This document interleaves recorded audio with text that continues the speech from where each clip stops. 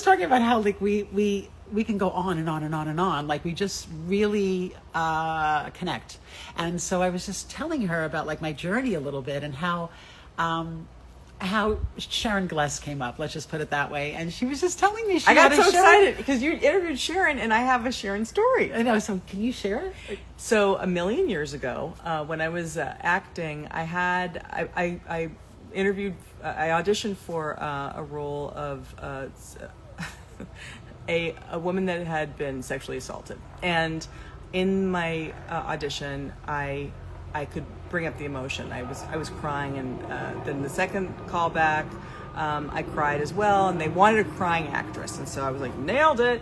And then when I got on set, 0 tears, because I was so excited to be working that I could not access any sadness. You couldn't go to the pain. I couldn't do it. Yeah. And so the director, this is in my book, the director had everyone leave the room, and she just had the skeleton crew there, and then she basically, like, in a soft way, kind of like tried to choke me a little, to just be like, this is just kind of like to access the feeling. And she was so sweet about it, and it that also wasn't working. And so then I was in the scene with Sharon, and Sharon pulled me aside. She says, Moon, you just do the role exactly like you want to do with what's alive today. She goes, if I was doing that role, I would choose to not cry, and I'd win a goddamn Emmy.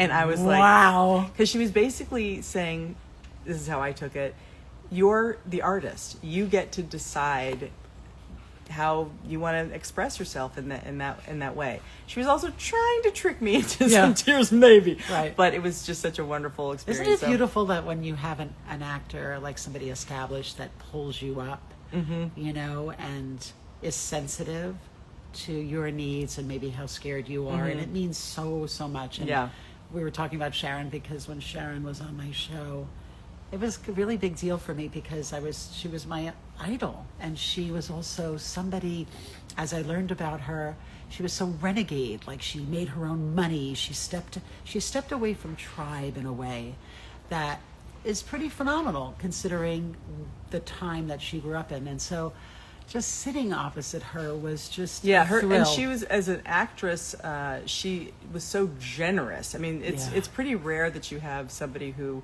wants to make your performance excellent as well.